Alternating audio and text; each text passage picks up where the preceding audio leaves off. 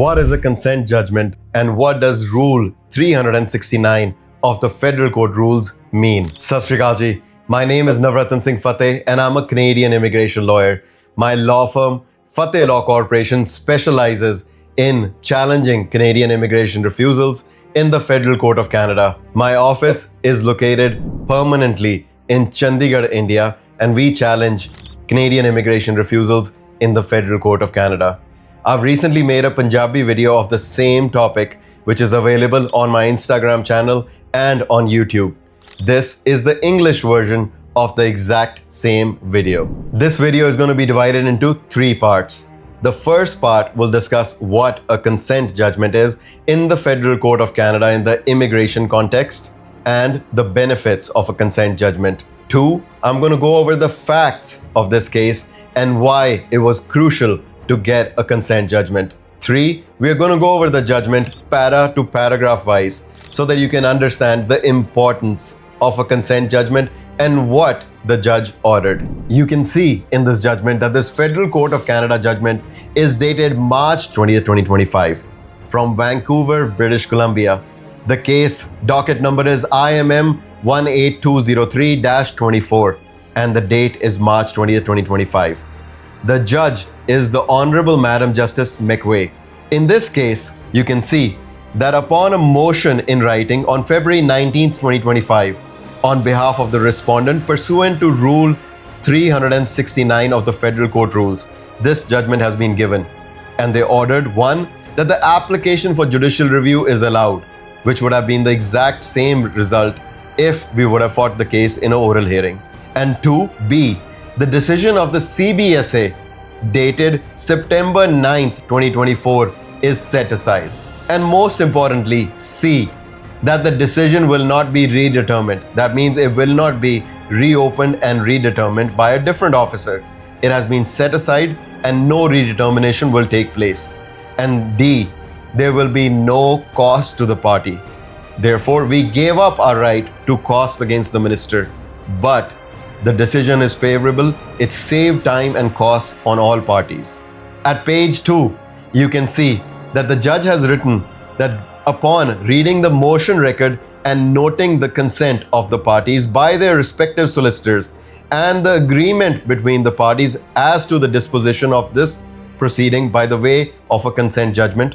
Para 2, reading the motion record and noting that the parties acknowledge and the respondent concedes that the decision is not transparent, is not intelligible, and is not justified.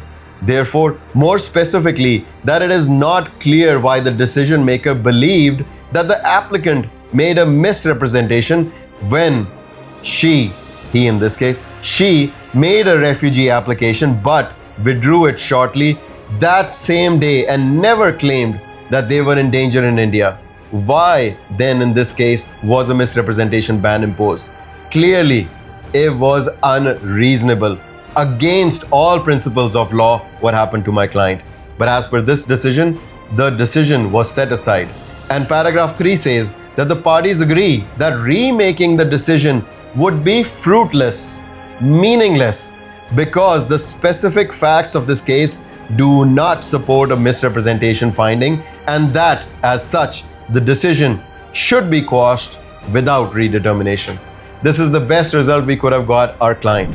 Therefore, if you have a case where you went to the border or landed as a foreign national in Canada, especially at the Montreal border, and the process of law was abused and the decision was reasonable, your documents were genuine and you were wrongly sent back, or in this case, wrongly given an exclusion order, then you must fight this case in the Federal Court of Canada.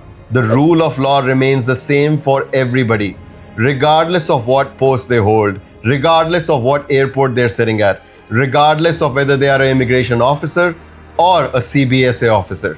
The rule of law will remain the same and Federal Court of Canada will always uphold the Immigration Refugee Protection Act and the rule of law. What is very important is, in case you are returned from the port of entry at the border or the airport, you must challenge the decision within 15 days. Otherwise, you cannot go to the Federal Court of Canada.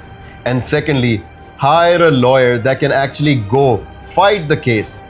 Fateh Law Corporation. At Fateh Law Corporation, I, Navratan Fateh, have a 11-year practice where I've taken regularly, I take cases to the Federal Court of Canada. I don't only do the written arguments. I personally, as a lawyer, will go to Canada and fight your oral hearing till the end, until you get justice and you can fight for your rights in the Federal Court of Canada. So don't let a wrongful refusal stand in your way and ruin your future opportunities in Canada. Fight for your rights in the Federal Court of Canada. Increase access to justice and hire a lawyer that can not only do writing, but he can go do your oral hearings and fight for you in Canada. If this is your case and you have been wrongly refused by immigration authorities or by CBSA, you must fight these unreasonable decisions in the Federal Court of Canada.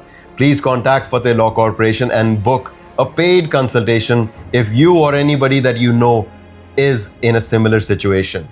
Thank you and best of luck.